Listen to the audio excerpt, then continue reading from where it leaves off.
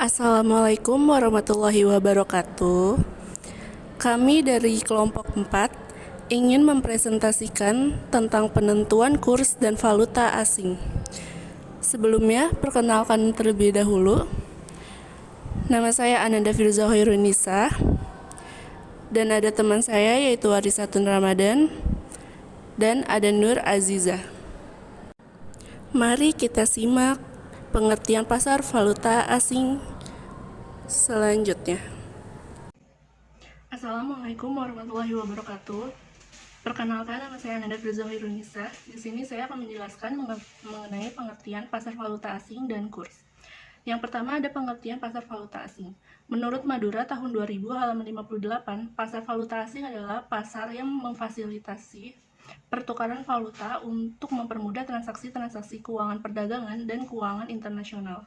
Transaksi falas atau foreign exchange transaction adalah pertukaran suatu mata uang negara dengan mata uang negara lain. Selanjutnya yaitu pengertian kurs. Kurs merupakan salah satu istilah yang sering digunakan dalam bidang keuangan dan dikenal dengan sebutan nilai tukar atau exchange rate. Menurut Kamus Besar Bahasa Indonesia atau KBBI, kurs adalah nilai mata uang yang dimiliki sebuah negara yang dinyatakan dengan nilai mata uang negara yang lain. Atau dengan kata lain, kurs dapat diartikan sebagai harga satu unit mata uang asing dinyatakan dalam mata uang domestik. Selanjutnya yaitu sejarah pasar valuta asing dan kurs. Setelah Perang Dunia I dan setelah depresi ekonomi dunia pada tahun 1930-an, dunia menginginkan tercapainya suatu stabilitas ekonomi yang lebih baik. Pada tahun 1944, lahirlah suatu sistem moneter internasional yang dikenal dengan nilai tukar tetap atau fixed exchange rate.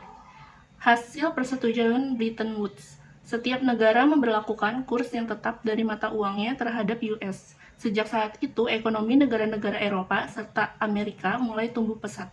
Lebih dari itu, lahirnya pasar euro dolar dan Asia Currency Unit adalah untuk mengimbangi peredaran US dollar yang semakin banyak jumlahnya.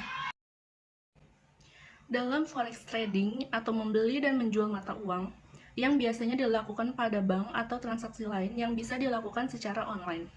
Biasanya terjadi dua transaksi, satu untuk membeli dan satu lagi untuk dijual.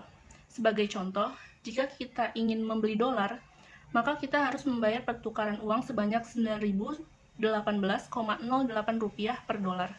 Tapi jika saya ingin menjual dolar, akan mendapatkan 8.900 rupiah untuk setiap dolar yang kita berikan.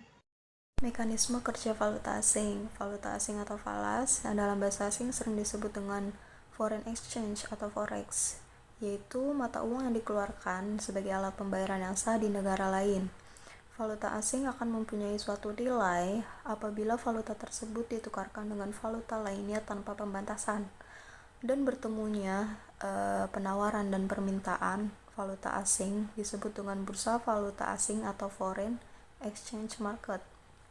Di bursa falas ini, orang dapat membeli atau menjual mata uang yang diperdagangkan secara objektif untuk mendapatkan profit atau keuntungan dari posisi transaksi yang dilakukan. Di bursa falas ini dikenal dengan istilah lot dan pip. Satu lot itu senilai $1.000 dan satu pip itu nilainya adalah $10. Sedangkan nilai dolar dalam bursa falas berbeda dengan nilai dolar yang kita kenal di bank-bank. Nilai dolar di bursa falas sangat bervariasi, yaitu 6.000 atau 8.000 dan 10.000 rupiah. Fungsi pokok pasar falas menurut Topirin pada tahun 1987 pada halaman 165-166 menyebutkan beberapa fungsi pokok pasar valuta asing dalam membantu lalu lintas pembayaran internasional, yaitu mempermudah pertukaran falas serta pemindahan dana dari suatu negara ke negara lain. Proses penukaran atau pemindahan dana ini dapat dilakukan dengan sistem clearing, sama seperti halnya yang dilakukan oleh pihak bank-bank dan juga pedagang. Karena sering terdapat transaksi internasional yang tidak terlalu perlu segera diselesaikan pembayaran atau penyerahan barangnya, maka pasar valuta asing memberikan kemudahan untuk dilaksanakannya perjanjian atau kontrak jual beli dengan kredit, memungkinkan dilakukannya hedging Seorang pedagang melakukan hedging apabila dia pada saat yang sama melakukan transaksi jual beli valuta asing yang berbeda untuk menghilangkan atau mengurangi resiko kerugian akibat perubahan kurs. Selanjutnya ada jenis-jenis pasar valuta asing. Untuk jenis pasar valuta asing ini ada 3. Yang pertama ada pasar spot. Pasar spot adalah pasar yang memfasilitasi transaksi-transaksi nilai tukar berjalan suatu falas, di mana komoditi atau falas dijual secara tunai dengan penyerahan segera. Yang kedua ada pasar forward. Pasar forward adalah pasar yang memfasilitasi perdagangan kontrak forward mata uang. Selanjutnya yang ketiga ada pasar currency options. Pasar currency option merupakan pasar yang memfasilitasi perdagangan kontrak currency options. Kontrak currency options ini dapat diklasifikasikan sebagai call atau put. Selanjutnya ada pelaku falas.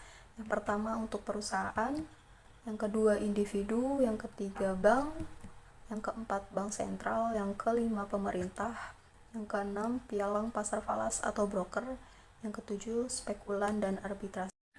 Selanjutnya, sistem kurs. Setiap negara mempunyai sebuah mata uang yang menunjukkan atau menetapkan harga-harga dari setiap barang dan jasa yang ada. Kurs mempunyai peranan sentral dalam hubungan perdagangan internasional karena kurs memungkinkan kita untuk membandingkan harga-harga segenap barang dan jasa yang dihasilkan oleh berbagai negara. Mata uang selalu menghadapi kemungkinan penurunan nilai tukar atau kurs atau depresiasi terhadap mata uang lainnya, atau sebaliknya mengalami kenaikan nilai tukar.